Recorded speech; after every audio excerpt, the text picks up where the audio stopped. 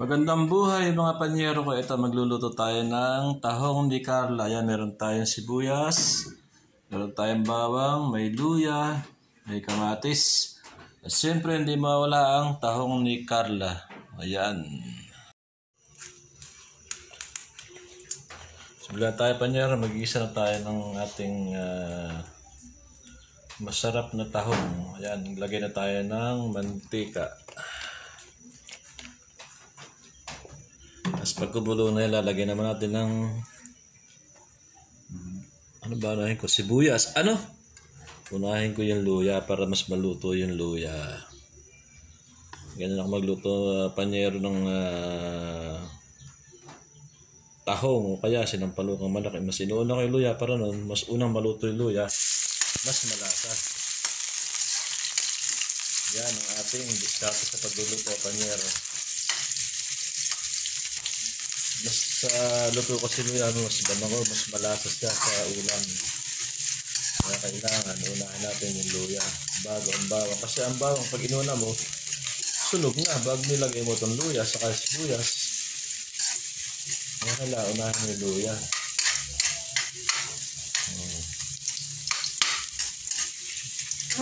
Ayun, kabango, mas lalo siyang lalasa pag yung luya ang inuna mo.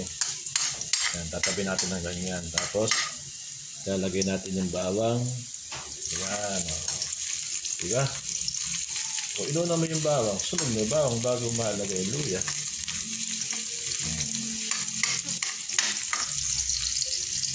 Basta yung luya, nakatabi lang siyang ganyan. Yan, hindi siya maano yan.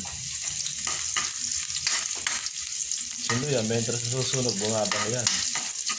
Mas masarap sa ulam. Yan, tapos lalagay ko naman natin yung sibuyas.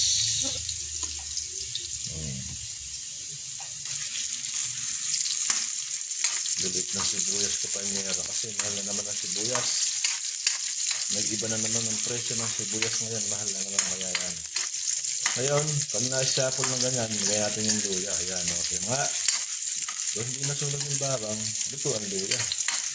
Mas yung aroma niya, mas tumatalaw, mas naamoy mo, ang bango. At lalagyan naman natin ng sibuyas. Sibuyas? Kamatis.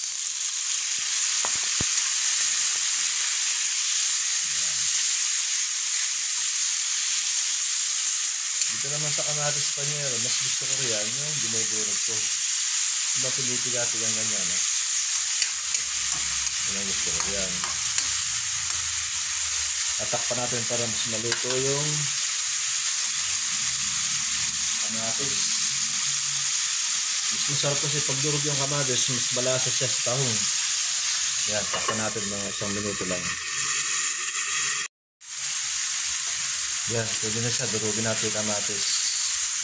Dahil siya ay nasangkot siya na, yan, dudurugin natin yan. Para mas lumasa siya sa tahong.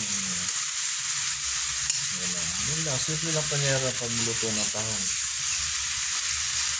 Mas masarap, mas maraming luya, mas maraming kamatis, mas masarap. Yan, diba, nadurog? Yan, yun lang. Tapos ngayon, okay na siya. Lalagyan na natin yung ating tahong. Ayan, 1 kilong tahong yan. Ating lahat. Ang tahong ni Carla. Yan. Yan lang.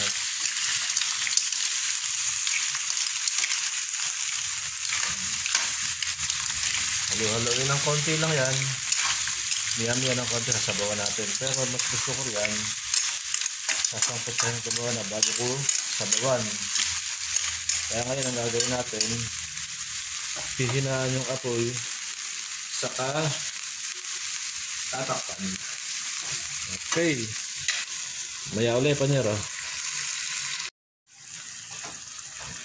Ngayon panyero, pwede na siyang sabawan dahil sangkot siya na sasabawan natin para matimplahan natin ang ating pampalasa.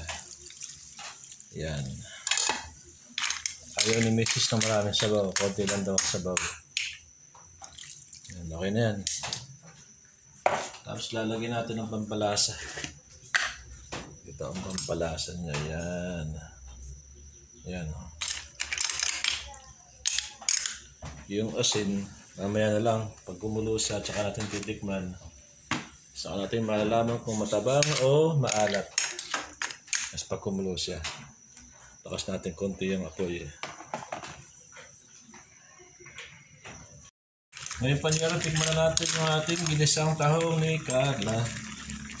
Ano lasa yan?